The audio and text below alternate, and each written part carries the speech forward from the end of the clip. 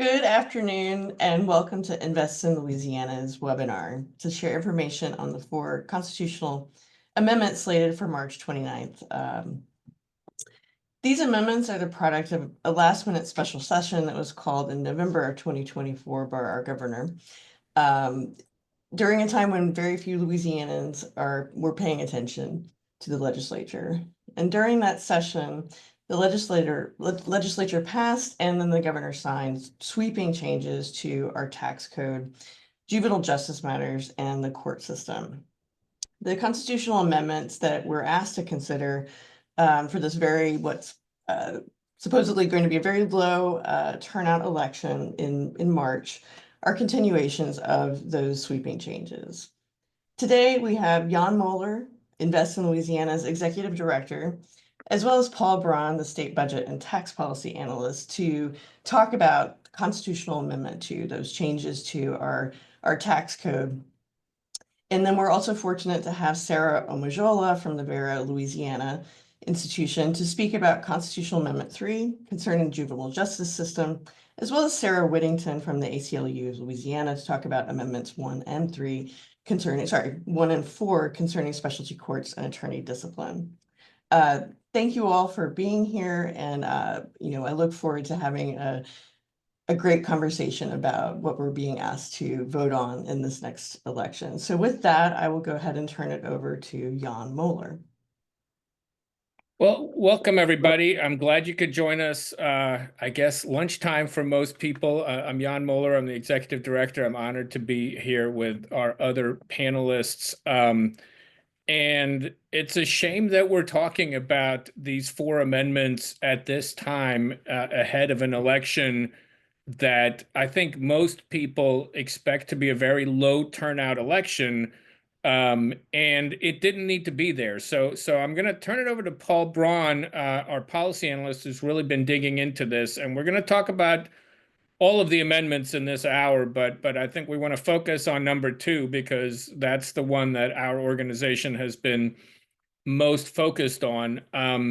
And before we talk about the substance, I think we need to talk about the process that got us to this point, because I think this is really a case of bad process leading to bad policy. And by bad process, I mean what happened a year ago when Governor Jeff Landry had just gotten elected. If you remember, his campaign was all about crime, putting more people in jail, getting rid of the reforms that had happened in 2017, going back to a tough on crime approach that hasn't worked in Louisiana for 50 years. There was nothing about a constitutional convention. But about a year ago, this time, we found out that Landry's top priority for the 2024 legislative session was to hold a new constitutional convention for the first time in 50 years. And he wanted to have that convention during the last 2 weeks of the regular session of the legislature. And when he was asked, well, why do you want to rush this process so fast with your handpicked delegates? The answer that he gave was, we want to get the new Constitution on the November 6th statewide ballot because that is the high turnout election when people are voting for president and everybody goes to the poll. And so now, mind you, the last time we had a constitutional convention in Louisiana was in 1973, and that process took more than 2 whole years. We had an election in 1972 where delegates got elected. People ran for the right to be delegates to the 1973 Constitutional Convention. So it was a representative sample from every corner of Louisiana. Those delegates met for an entire year in hundreds of public meetings to write up this new Constitution. And then that Constitution went to a vote. So whatever you thought about the Constitution that passed then, I was 4 years old and I wasn't in Louisiana, but I know some old timers who were there. It was an open and transparent and participatory process. This time around, again, the governor proposed doing this in 2 weeks with his own handpicked delegates so that it could get on the ballot in November. The House said yes to that idea, but the Senate, the state Senate, to its credit, said no. They didn't want to do it. The governor tried again in the summer to get a constitutional convention started. The legislature again said no, they didn't want to do it. So what happened really in November was Plan C. And Plan C was, okay, if you don't want to do a constitutional convention, we will rewrite the longest and most complex article of the state constitution, Article 7, which governs taxes and budget policy. And we'll do that in a 16-day session right after the November 6th election, right before Thanksgiving. So at a time when most people are not focused on state politics. And we will squeeze that massive rewrite of the longest article of the state constitution into a special session when we were also making major changes to tax policy in general. We adopted, we cut income taxes, we cut corporate taxes, and we jacked up the state sales tax to the highest level in the country. And then they also passed these other amendments dealing with specialty courts and juvenile justice and the timing of judicial elections. They did a lot in the 16 days in November. And then they created a new election day. They passed a bill to create this March 29th election day when people are not used to voting. And they put these 4 amendments on this Saturday statewide election when I think most voters and a lot of people I talk to aren't aware that there even is an election. The reason we're talking to you today is we want as many people as possible to know that there is an election and know what they're voting on. All 4 of these amendments, there's a lot more to it than what people are going to see on their ballots. They are complex, but Amendment 2, which is the constitutional rewrite, the constitutional convention that the legislature wouldn't agree to, is by far the most complex. The bill is 115 pages long, and I don't think there's a single person in the legislature who could explain in detail everything that's in that amendment. They boiled that down to 91 words on that ballot, and those 91 words, I think, are I think it's fair to say very deeply misleading. In fact, there's a lawsuit. We were hoping to have the person who filed that lawsuit as a guest on this webinar. He has to be in court today, but there is a suit that's been filed to really challenge the way, because when we put things on the ballot to amend the Constitution, that language is supposed to be as value neutral as possible. It's not supposed to steer voters to one decision or another. It's supposed to really just give the most neutral, unbiased account of what's on a ballot. And I think what we have, certainly on Amendment 2, and our other panelists can talk to the others, is not fully representative of what's in the amendment and the changes that are being that voters are being asked to make. So we have, again, a really flawed process that led us to this point. We are at Invest in Louisiana. Our goal as a nonprofit organization is really we do research, we do public education, we do advocacy. And we do that with the goal of having a tax structure in Louisiana that is fair. We think that, and fairness to us means that the people who are doing the best in our economy, the wealthy people, should pay taxes at a fair rate instead of what we have today, which is people with low incomes actually pay state and local taxes at higher effective rates than people with high incomes. So we think the tax system in Louisiana should be more fair than it is. We think it should raise adequate amounts of revenue so that we can support people and communities and the services that people need. I think when we have good schools, when we have adequate and accessible and affordable healthcare, when we have good infrastructure, safe roads, safe communities, and we have a safety net that encourages and supports families rather than punishes people, then we have a system that allows everybody, every family in Louisiana to thrive. So those are kind of the high-level goals that we pursue and that we think are possible in Louisiana if we make the right policy choices. This amendment, Amendment 2 in particular, and some of the others would, I think, in our opinion, take us further away from those goals and, in fact, would cement a lot of the policies that we've had in place in Louisiana that have led us to where we are today. We are, as everybody, if you're on this call, you've probably heard it 100 times. We're on top of the bad lists and at the bottom of the good lists in Louisiana.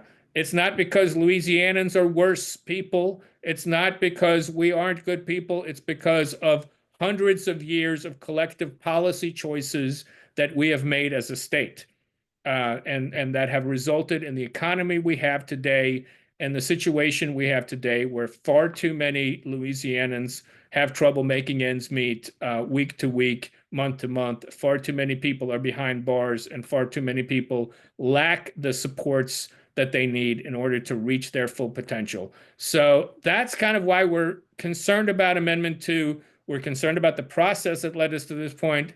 But Paul Braun, you are our tax and budget analyst, and you are one of the few people in the state who's really read through every word of Amendment 2 and have written a report on what's in there. But I was wondering if you could talk a little bit about what this bad process led to in terms of bad policy.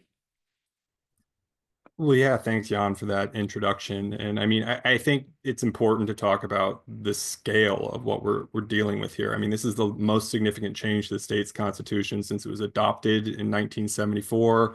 As you said, 115 pages of revisions to the state's foundational document, all condensed down into 91 words. And it's almost as tricky trying to condense all of those changes down into a quick 10-minute spiel for this webinar as it is condensing it down in those 91 words, but we'll give it a shot here.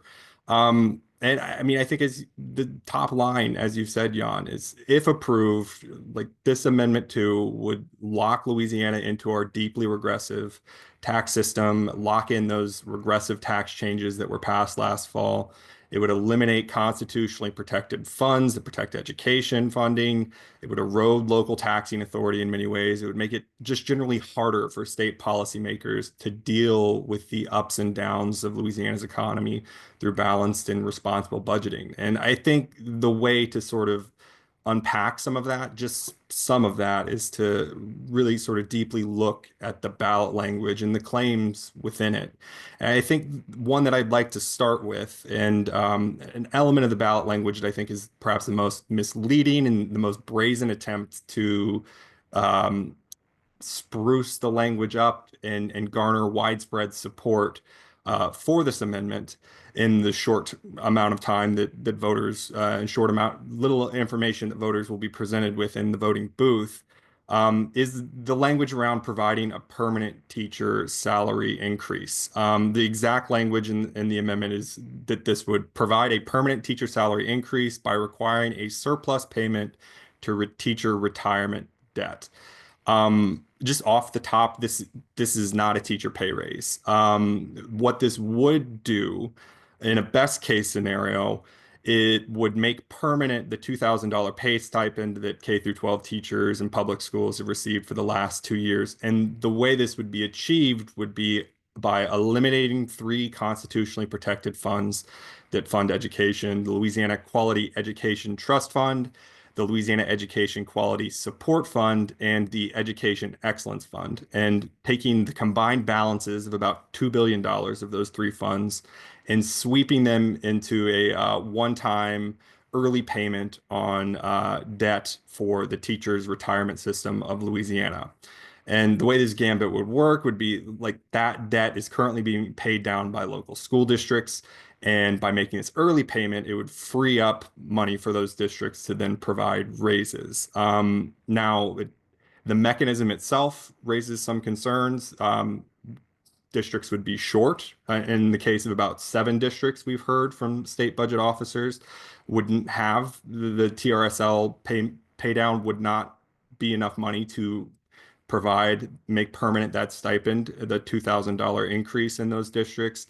And it also leaves behind a lot of teachers in that aren't a part of the TRSL, teachers of charter schools.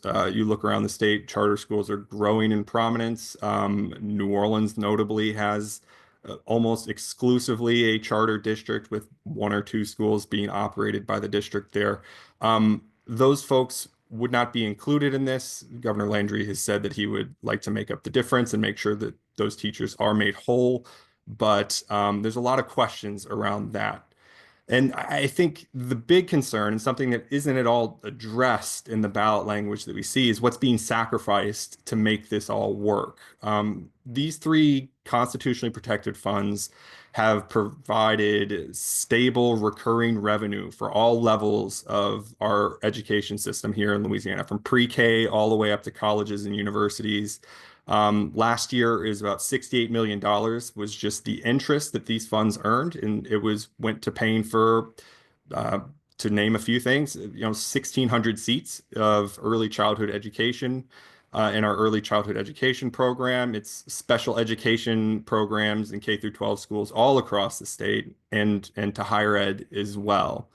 And that would be gone. And that's a recurring revenue source that we've relied on for years in the state of Louisiana. And because of other aspects of this amendment, it would be hard to make those kinds of recurring investments in our education system because of the next thing that I'd like to talk about in this amendment, which is the government growth limit that's proposed here in Amendment 2.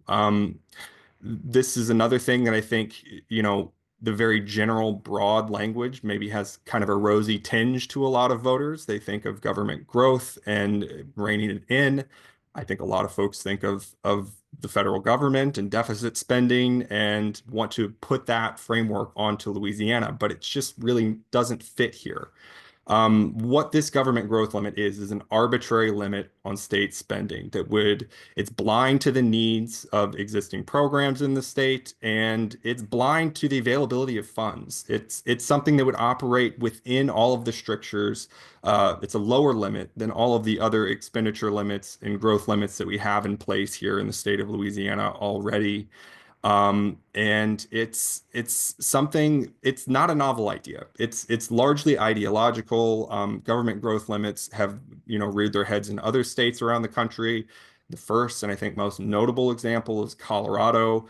And Louisiana's growth limit, as it's proposed in this constitutional amendment, is very similar. It would be calculated on a combination, an average of the change in the consumer price index for normal goods, consumer price index for Medicaid, healthcare spending, and the change in the state's population. And the sum of those would be taken and laid onto what we spent from the state general fund direct the year prior. And whatever that percentage is, whatever the output is, that's how much we can spend on recurring expenses in the state general fund in the following year. This, by definition, is more strict than the expenditure limit that we already have in place.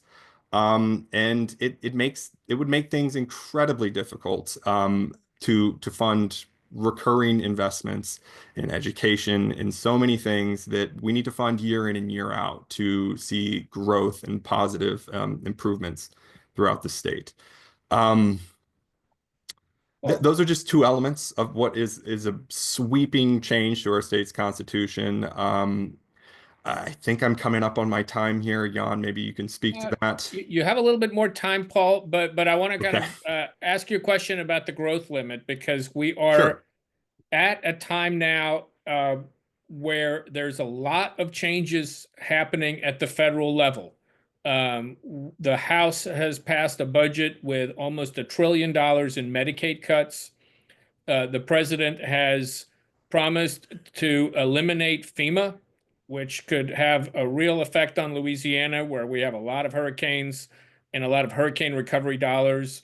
And now there's talk of eliminating the Department of Education, which provides a lot of funding that goes to school districts, and particularly school districts with a lot of low-income students and students with disabilities. And so Louisiana could be looking at a major loss of federal funds. Every state gets federal funds, but we get more federal funds than most. And it seems like that has the potential to really put new pressure on the legislature to make up the difference. If the federal government decides we're going to send you less money for Medicaid, it would be up to the state to either cut Medicaid and throw people off coverage, or try to make up some of that money with our own spending and say, hey, maybe we don't want to close rural hospitals, or maybe we don't want to throw senior citizens out of nursing homes. We need to find some way to make up the money. Could the government growth limit prevent the legislature from adding new money to not just to even expand a program? It would be great if we were talking about paying teachers at the Southern Regional average, or providing early childhood education to every child that needs it. But isn't the case that we might be talking about needing to bump up against that growth limit just to keep what we have right now? Absolutely. Yeah, that is absolutely what we're talking about here. I mean, a growth limit, by definition, philosophically, is based off this idea that what we're spending right now is enough to adequately meet the needs of the state. And all we have to do is just adjust for inflation to make sure that, we can keep up with how our economy is changing and the rising costs of providing those services. And that's all we've got to do, and everything's going to be fine. That's not the case here in Louisiana. Just at a baseline, in a best case scenario, if our federal funding situation were to remain stable, with that all up in the air, this becomes even more dire. And the kind of restriction that we're talking about with this growth limit is frankly dangerous for a state that's trying and has such dire, desperate needs all across, from, whether it's providing healthcare, education, whatever. You talk about our state rankings. Our status quo right now is not acceptable, and it would be difficult to even maintain that with the growth limit like this one in place. Paul, there's another trust fund that would go away under this amendment by 2027, and that's the Revenue Stabilization Trust Fund. And the background here is, I think most people don't realize, but we've done a really good job in Louisiana the last 8 or 9 years of putting money away in savings accounts. When Bobby Jindal left office in 2016, there was about $250 million in the state's rainy day fund. We now have 2 rainy day funds, and they have almost $4 billion set aside. And a lot of that is in this new rainy day fund, the Revenue Stabilization Trust Fund. Can you talk about that fund, what it's intended for? And if we get rid of that fund, what's going to happen to our ability to save money for a rainy day and put money aside for things like infrastructure improvements and other things? Yeah, I mean, so this fund that we're talking about that would be eliminated through the approval of Amendment 2 is the Revenue Stabilization Trust Fund. It's different from the Budget Stabilization Trust Fund, but they share a lot of things in common. This Revenue Stabilization Trust Fund is relatively new. It was established back in 2016, and it had a dual purpose at that time: to stash away money for rainy day, like the more traditional rainy day fund has done for decades in Louisiana, and then also to mitigate the volatility in corporate tax collections year to year, because those types of corporate tax collections and mineral revenue collections can change quite a bit with changes in the economy, changes in oil prices, provisions in corporate tax law that allow corporations to carry forward losses and have less of a tax liability in one year, vastly different from the year before. And this was made to account for that by basically saying, okay, well, we've got 600 million of combined corporate collections that will automatically put in the state's general fund, and those can be appropriated for recurring expenditures. everything above that line is going to go into this revenue stabilization fund. And eventually, we would like to get the balance of this revenue stabilization fund up to about $5 billion. At that point, the fund would be used as a recurring source of revenue for transportation infrastructure projects. 10% of the fund could be pulled out in a given year once it gets up to that 5 billion mark, to go to road and bridge projects and capital outlay, deferred maintenance, across the state. And we've never gotten to that 5 billion mark. That was aspirational in a lot of ways. Right now, we're at $2.76 billion in the Revenue Stabilization Fund, which is more than twice what we have in our traditional rainy day fund. And what we're looking at through the consolidation of these funds, as Amendment 2 proposes it, it's not really consolidation. That's a term we've heard a lot from proponents. Revenue Stabilization Fund would be eliminated. The provisions about how we contribute to our Budget Stabilization Fund would be altered. The percentage of corporate tax collections would go to that fund each year, mineral collections as well. And then the cap on that fund would be almost doubled. But what's notable with that is, the calculation, doubling the increase of that cap would put us about $1 billion less in emergency savings, $1.1 billion less than we currently have saved with that fund fully filled. So it's Louisiana needs to reevaluate the role that we have with special funds and statutory and constitutional dedications, but this amendment really is the wrong approach. And I think that's a sentiment that would be shared by a lot of the credit rating agencies that look at the state and just determine how fiscally stable we are based on how much we've got saved for a crisis and determine our bond ratings as a result. This is something that would hurt us in those ways.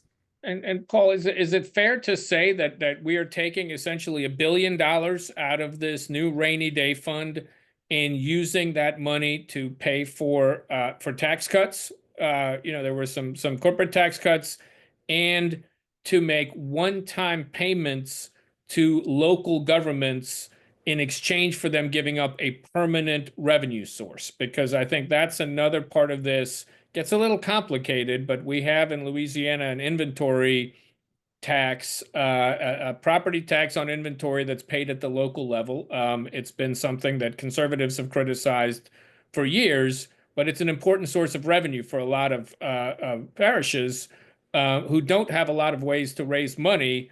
And so what this amendment does, correct me if I'm wrong, Paul, is take some of that money that's in the the rainy day account, and says, parish, if you are willing to give up your inventory tax permanently, we'll give you a one-time payment. But then after that, you're on your own. You're not going to get that recurring revenue. So we could be, in some ways, now it's voluntary for parishes, but making it harder for local governments to balance their budget.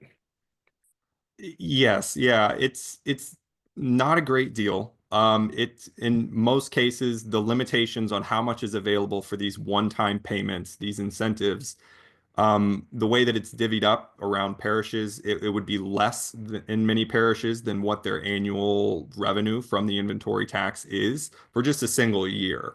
And it's not just a single year that they're eliminating it. This would be foregoing a recurring source of revenue for these parishes. That are constrained in so many ways on how their taxing authority through, state limitations on property tax, through the homestead exemption, which everybody agrees is a great idea, but it does make it difficult to balance the books at the local level. And it's a vital revenue source for many, many parishes. I think some parishes have talked about an eagerness to do away with it, to try to draw more business or industry to those parishes. It's hard to see how this really is a sustainable approach. And yeah, Well, this would be a one-time use of those funds and nobody likes to pay taxes, but people also like to have parks and roads and cops and schools and all these other things that local governments buy with the tax dollars that people put out.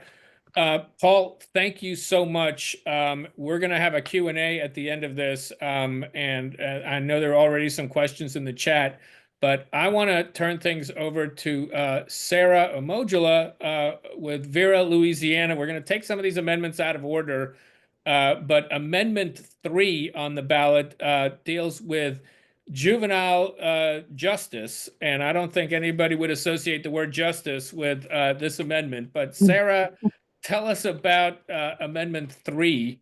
Yeah, And yeah, happy it's over to to. you. Yeah, thanks for having me, everyone. Yes, again, Sarah Moshla, Director of Vera, Louisiana. I also think that it's important to say that I'm a New Orleanian who was raised in New Orleans, and I also taught high school in New Orleans. I've now been a policy lawyer for more than a decade. And so with all of that in mind, Amendment 3 is very bad policy. It won't make us any safer, and actually it'll make our neighborhoods and communities less safe. So before getting into the nitty-gritty of things, generally what it would do is put more kids in adult prisons by letting our legislators add more crimes to the list of what kids can already be tried as adults for. And I think it's really important to note, like, especially given what Paul said and what Jan said about what makes us safe. So when we're thinking about the things that actually make us safe in our communities, that's quality and well-funded education, that's mental health care, that's physical health care, that's infrastructure stability, and other things that are features of a thriving community. So parks, social services, food, the things that, yeah, sometimes it's painful to pay taxes for, but you want to make sure that you have these things, right? Parks and the social services and food. And as you've already heard from Jan and Paul, Amendment 2 would gut funding for those things, especially on the education front and infrastructure. And so what Amendment 3 is doing at the nitty-gritty level is taking out the minimum standards from the Constitution for how we deal with young people who have committed crimes. And so legislators could lower the age that youth are being put into the adult system, and they could add crimes for which kids could be tried. So right now, no law change. Prosecutors and district attorneys can charge children as young as 14 as adults for the most serious crimes. And when we think about those, we're thinking murder, kidnapping, rape, the very serious crimes. They can already charge kids as young as 14 for those crimes. Now, those are the most serious ones. This amendment would actually allow a lot of other crimes to be added. So that could be like making a fake ID, possessing stolen items, or fighting. I don't know how many of you can think back to when you were a kid and how many physical fights you may have been in at school or at home. I'm the oldest of 6 kids, a lot of fights at home. And so, we grew out of it, but those are things that kids could then be transferred to adult prison for. And the legislator, Senator Cloud, who authored this proposed amendment, when she was bringing this up, she could only name crimes that kids can already be charged as adults for. She was either confused or ignorant of the fact that district attorneys can actually already charge kids for those things.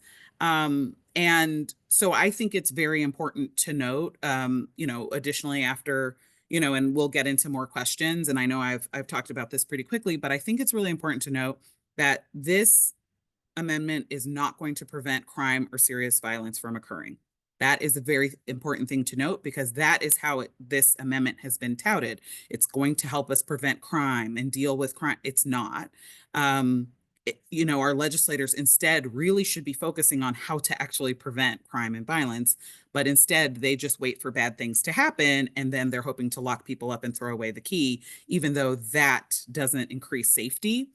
In fact, it impacts safety, because we know from data and research and experience and evidence that kids who are charged as adults are far more likely to reoffend when they come home, because the adult system is not age appropriate or built to give them the rehabilitation or the support that they need to turn their lives around. The adult prison system and the adult jail systems really deny young people of the rehabilitation and support that they need.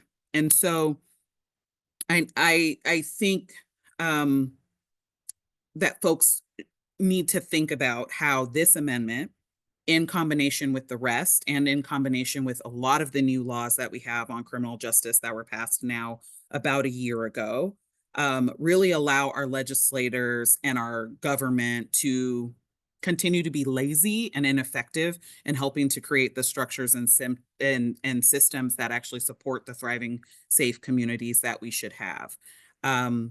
I recently authored an op-ed about this. I'm happy to put that in the chat. I'm also happy to put in the chat Please do. the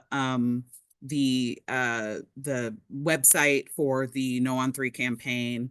But really what I want to say to everyone who's on here is that, you know, we really deserve better and we can get better. We can have a Louisiana that is not one for just some people, for folks with power or folks with large corporations. Like, we can have a Louisiana where, you know, our children, and I say this as a mom, you know, our children are not worried about their, you know, their insurance or their, you know, grocery bills or all of these things. And life is not so hard for Louisianans and so easy for the people who love to come and hang out over here. You know, we can all really be in a safe and thriving Louisiana. And we can get that by voting no on Amendment 3 and then also all of the amendments. So I went quickly, and I'm happy to kick it over to Sarah. But yeah. Well, so Sarah, you know, I'm a budget geek, so I want to ask, you know, we're talking about, I want to clarify for everybody, you know, we're talking about children who are 14, 15, and 16 years old, or possibly even younger. Is that true? Yes. So currently under the law, like 14, 15, and 16-year-olds can be transferred to the adult system. 17-year-olds as of last year they are part of the adult system. So no matter what a 17-year-old does, they will be in the adult system. What this amendment would do is allow the lowering of that age. So there would no longer be 14 as the bottom. You know, legislators could decide, and we have young people as young as 10 years old who've been arrested. 10-year-olds could be in the adult system. They could be in the, you know, held in an adult jail. They could be held in an adult prison. That is an increase, obviously, because as you're a budget person, that's an increase that we don't even know at this point, right? Because the legislators have not been clear on what are they going to add, which ages they're going to include in the adult system, what charges they're going to put as eligibility for being transferred to the adult system. So the amount of money that we're spending on our criminal legal system is going to balloon and defund our other systems, so our education system and our healthcare systems. So that I think that's important for people to know, that right now, you should not vote yes on Amendment 3, but Amendment 3 passing is a blank check for our legislators to loot our other systems for the criminal legal system, which isn't giving us the safety and thriving that we really want. I think that was part of your question. You might have had a second part. No, so yeah, I just want to kind of clarify this point that we're already the most incarcerated place in America, and second in the world, I think. Or are we number 1 or 2 in the world? Well, we like to go back and forth. Right now, we're number 1 again. So we made a big goal in 2017 to be number 2. Then we did that, and then we are now number 1 again, and we're also the number 1 pretrial incarcerator. The thing that I just am remembering too is that when legislators wanted to when they wanted to lower the age to 17, so. Just to give folks context, Louisiana actually raised the age in 2018 and 2019 so that 17-year-olds were no longer treated as adults, because we know 17-year-olds are not adults. 18-year-olds are barely adults. So we put them back into the juvenile system. When we decided to lower the age, we were the only state that decided to lower the age. Additionally, we looked, the data came out after we've lowered the age and we're arresting all these 17-year-olds, and we were going to arrest them for the most dangerous things. What we found is that almost 70% of the 17-year-olds who have been arrested for non-violent offenses.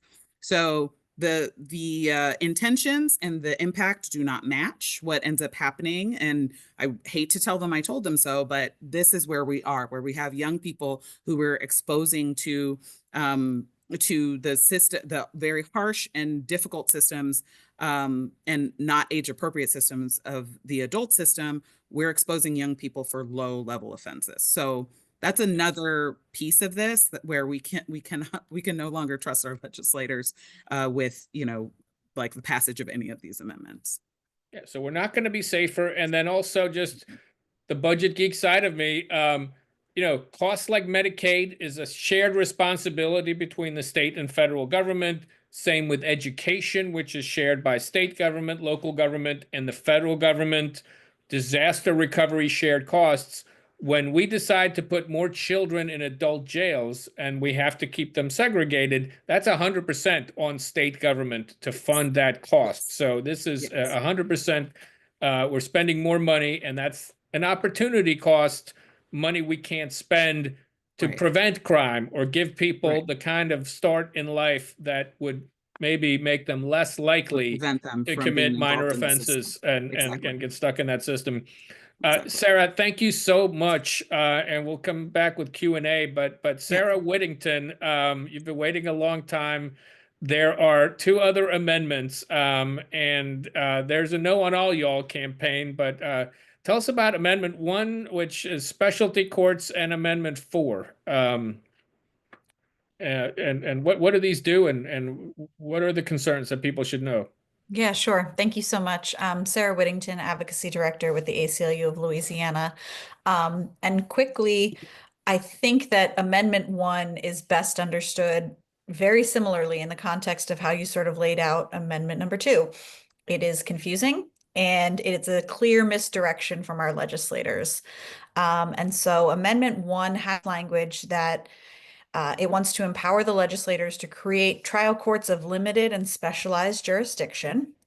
And that, unfortunately, in Louisiana law, specialized is not defined, and limited is based on sort of the amount of money that you think you're bringing into court to fight over. So it is a confusing amendment about what it does and unfortunately doesn't do. And it really just undermines sort of the checks and balances that we often rely on between our judiciary branch and our legislative branch. So with Amendment 1, this would allow legislators to step in and create any kind of court that they want. They could not tell us, again, during testimony, what kind of courts these might be. They relied on ideas like maybe a business court or oil and gas courts, pointing to other states that would have done this in order to basically have a, quote, specialty for our trial court judges.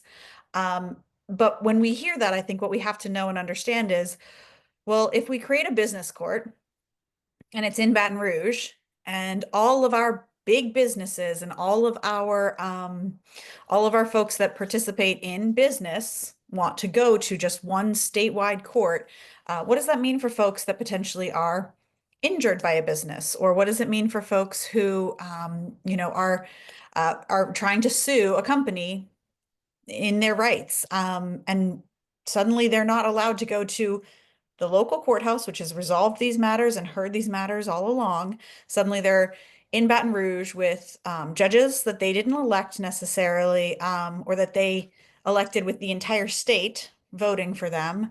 And that they also maybe didn't have like the jurors and the other folks that are in their community and would better understand, what a local cost or local injury may or may not look like. And I think too, the other thing to keep in mind is, again, within the system itself, Louisiana already has more judges per capita than almost every other state. Significantly right now, we have a comparable population to Kentucky. They have 14 appellate judges. We have 54. So we're talking about significant costs. And the judges wouldn't say how much this would cost. In fact, they totally skirted the issue and said that no courts are being created with this amendment. We don't have to talk about costs or worry about costs right now. That'll come later. But how are you going to pass an amendment to let legislators make courts when, in fact, when it comes time to fund them, it's going to be taxpayers who have to fund these courts that are going to be probably very business friendly and likely very politician friendly. And so they're really setting themselves up with a separate tier of justice system where they can have more control and have more power. And so for us, when we're thinking about this, it's really just enabling legislators to undermine our judicial system and empowering them to create kangaroo courts that are in their own best interests. Now, the reason we say it's a little bit confusing and distracting is because when you first look at the language of the amendment, the very first sentence has nothing to do with courts. It says it's about disciplining out-of-state attorneys. So unless you read the whole entire thing, you're not going to even know necessarily what you're voting on. And it is, again, a distraction. Should we and could we discipline out-of-state attorneys if they, violate the rules and the ethics and the laws of Louisiana? Yes, of course. Do we do that already? Also, yes, of course. We are already disciplining out-of-state attorneys. We are already ensuring that anyone working with an attorney in the state of Louisiana who may work with an out-of-state attorney has their rights protected. They can make all the complaints they need. We are able to disbar attorneys for malpractice in this state, even if they are not barred here. All of that is already in place. So what are we actually really doing except sort of giving everybody oh, look over here. Let's be really careful with out-of-state attorneys who want to hurt Louisiana residents.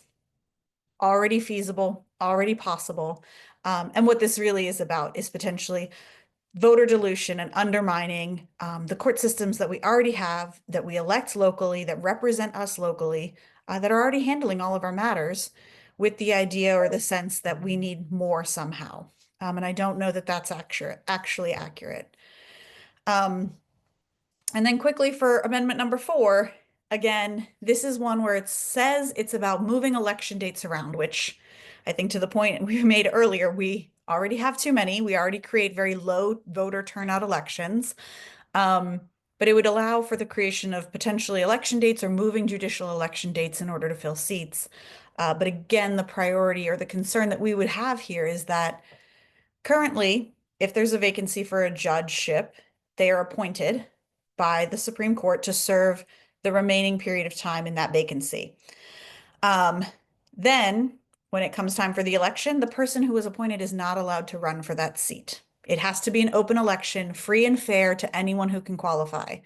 This amendment would change that and actually allow the appointed person, a political and a political appointee, to now run for the seat that they've already been serving in, that they've already been acting as a judge in, and basically giving them the power and the name recognition and expertise of an incumbent, which again undermines that it would be a free, fair, and open election for a vacant seat. So again, they're trying to make sure that these elections are happening when folks maybe aren't paying as much attention, and also giving anyone appointed to the position, anyone with enough influence or power, that much more influence and power to undermine free and fair elections.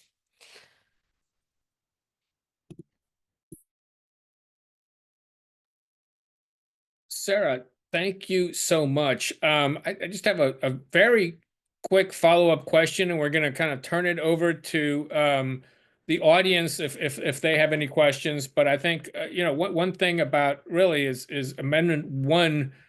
A concern that I've heard is that this is really going to take a lot of power away from locally elected judges in parishes where the politics might be different than the politics of Baton Rouge. I'm thinking of Black elected judges in Orleans Parish in particular. Is that a concern that people should be worried about? We would be adding another layer of government to an area where we really are already quite robust. But is this a power grab? Yes. Very quick, short answer. Yes, it's a massive power grab, and it is a very flagrant one, I think, as well. So to your point, if you want to undermine locally elected officials, yes, you're going to make a statewide court. You're going to create jurisdiction that suddenly the attorney general can come in and remove cases from places where the district attorneys and the judges that we elect and the jurors that represent us, that are supposed to be a jury of our peers, are no longer available to sit and actually be juries of our peers. They can be moved elsewhere, they can be prosecuted by other people, and they will be ruled on by judges that we did not locally elect. It dilutes all of that voter power and all of that local authority. Yeah. All right. Well, So we have about 10 minutes left. I want to thank everybody who decided to spend their lunch hour with us. I want to most especially thank our panelists. But I also want to say if there's any questions that are that folks want to put in the chat, and I'm seeing some of them and right now. But I also want to note one question, and I've tried to type the answer, was where can we get kind of written information about these amendments? Now, we're going to record this webinar. We're going to post this on our website after this meeting. At Invest in Louisiana, we've put together a 2-pager on Amendment 2, and we also have a longer report that Paul did on Amendment 2 specifically. But I think we also have a website for the No to Them All campaign, where a lot of organizations have kind of joined together on a campaign. The website there is notothemall.org. If folks want to take that down. I would also note that the Power Coalition for Equity and Justice has put together a very useful guide to these amendments. They've been doing town halls around the state, educating voters on that. So I would urge people to go to that if they have the time. And then there's also I always, especially if it's an amendment that we haven't tracked closely, the Public Affairs Research Council, they kind of play it down the middle. We have a point of view on these amendments, obviously, but they do a good job, I think, often of breaking it down. So parlouisiana.org, but I would urge you first to go to Invest Louisiana to learn more about Amendment 2, and then the notothemall.org. And if there are any other guides or resources that I forgot to mention, please speak up now, because I'm sure I'm leaving something out and somebody out. I was just going to say, if people want to know more about the about Amendment 3, they can go to noon3la.org. Right. So that's all right. So let's see here. There's a question in the chat. Has there been polling on how people are likely to vote on each of these amendments? Also, can you please address the legal challenges and likelihood that those may or may not succeed? For the second question, I'm not a lawyer, and I try not to play one on the internet. So I don't know, but I know that those are active challenges. Does anybody want to talk about the legal challenges? Because there have been lawsuits now filed against 1 and 3, or is it 1 and 4? 1 and 3 and 2, right? Yeah. One- So yeah, so 1 and 3 out of 3 these and 2. 4 are being challenged in court. And there's a hearing, I believe, coming up in an hour on at least number 2. I don't know about the other legal challenge. Does anybody want to talk about those suits?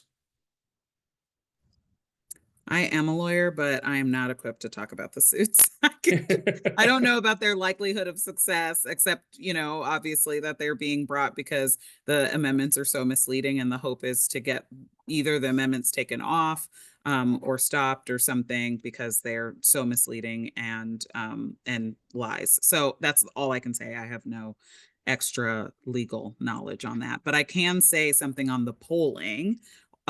We did some polling and message testing for no on 3. And what was very interesting to find out was actually only 10% of the people knew about the amendments. And so our work, what was very clear was that our work is to make sure that people who are chronic voters, who are very interested in voting on who vote like for criminal justice reform and who come out for those things, understand that these were on the ballot and have them come out. And so that's really what our polling showed us. And then also the message testing polling helps us figure out what resonates with people when they're hearing about these things. And our partners over at No on Them All Y'all campaign saw that what really resonates with people is this like issue around the misleading, smoke and mirrors, obfuscating way that the legislators put these together. The process is bad, the policies are bad, and they're misleading you about all of them. And so that's why we are communicating, of course, and helping people understand that, and also helping them know that there's actually something on the ballot. So I'll leave it there. Yeah, I haven't seen any kind of big public polls on this, but I think that the thing is, the bad news is it's going to be, by most accounts, a very low turnout election. The good news is it is going to be a very low turnout election. Your vote, when you have a smaller denominator, it makes the numerator more powerful. So your vote counts. If you go to the polls early or in person on March 29th, your vote counts a lot more than it did on November 6th, because there are going to be fewer people voting. We might have 10, 15% turnout. So it's really important that people educate themselves on this amendment, and tell your friends and neighbors, because I think, if you're on this webinar, it means you care about this stuff. But a lot of people don't know. I mean, March 29th, the end of March, is just about the most beautiful, wonderful, magical time of year in South Louisiana. These are the weekends that we live for, because we live through the summer and we live through hurricane season. But spring is, there's going to be a lot of things to do on March 29th that are great, because the weather is usually perfect. And so I don't think most people are used to voting. I don't think constitutional amendments tend to confuse people. Again, I can't, there's a 4.6 million people in the state. I don't know if there's 12 that really understand everything that is in Amendment 2. Just this week, we found out that there's a lot of folks on the religious right, people who I don't necessarily agree with on a lot, who are very concerned about how this would affect the tax exemption for nonprofits and churches, that it takes some of those protections out of the Constitution. So you have folks like Woody Jenkins and the Reverend Tony Spell, and some of the kind of leaders on the religious right who have their own objections about Amendment 2. We didn't hear about this much when the amendment was going through the process, because it was so rushed. But that's what you get when you rush a process. You end up with unintended consequences. You end up with this very complicated amendment that's going to have generational effects in Louisiana, going before voters at a time when people are have a very good excuse for not paying attention. Look, every day in Washington, there are 10 major news stories that could have really major effects on Louisiana and on people and on the world. So the news cycle is moving quickly. And state politics, I think, can seem trivial compared to what's happening in Washington and the world. But a lot of these things, I think, are going to have a real profound effect on what happens in our communities, what happens with people in our communities who are marginalized, and who have low resources and very little power to begin with. And so that's why we're here talking to you about this. And it's 12:58. So I just want to oh, okay, hold on, let's see. Some more Jan, questions. can I also just add in one more quick piece to that as well, in terms of just how intentional this was by our legislators, that when these bills were initially filed as well, they were slated to be on our November ballot when there would be a New Orleans mayoral race happening. They were slated to be on a ballot that would have higher voter turnout, and they intentionally moved it to a March election that was going to have potentially 2 open seat elections for a senator and a representative, or 2 senators, excuse me, in Lafayette and East Baton Rouge. They moved those Senate races off of this election date as well to earlier dates. So again, what we're seeing is that they're also trying to undermine the power and the knowledge of folks to actually show up on these dates, that they're moving these elections around to intentionally reduce voter attention and reduce voter turnout. And they're alleging it so that, they can have the upcoming session to make the law changes that they want to make. But I think what we're actually seeing and knowing and understanding is that they do not want East Baton Rouge voters, Lafayette voters, and New Orleans voters to be at the polls for any other reason on the day that these amendments are on the ballot. That is a wonderful point. And there was one more question here about the teachers unions supporting Amendment 2. I can't speak for the teachers unions. The teachers unions have to speak for them. But so that's, I don't know what went into that. Paul, was there something you wanted to add? Yeah, I won't speak for the teachers unions either, but I mean, I have spent enough time observing the legislature and the administration on this, and they've made it pretty clear that the only way that they're interested in doing teacher pay is this gambit by their rules. They haven't shown any interest in doing sustainable scheduled salary increases like we saw during the Edwards administration. So I think teachers who are very concerned about their pay and have been underpaid for so long have been silenced in a large way because this is the only game in town if they want to see a pay increase. And the administration has made it very clear that they won't find the money to do it any other way. So. All right. Well, we are at time. I want to just thank everybody who turned out on their lunch hour for this webinar. It'll be on our website. And I want to especially thank our panelists, Sarah Modula with Vera, Louisiana. It's been wonderful having you. Sarah Whittington with ACLU of Louisiana, our own Paul Braun, Janae Slocum, who works with us at Invest, who did a lot of work putting all of this together, and the whole team at Invest in Louisiana. Please, thank you for coming in and participating. We appreciate everybody, and stay tuned. Go vote on March 29th.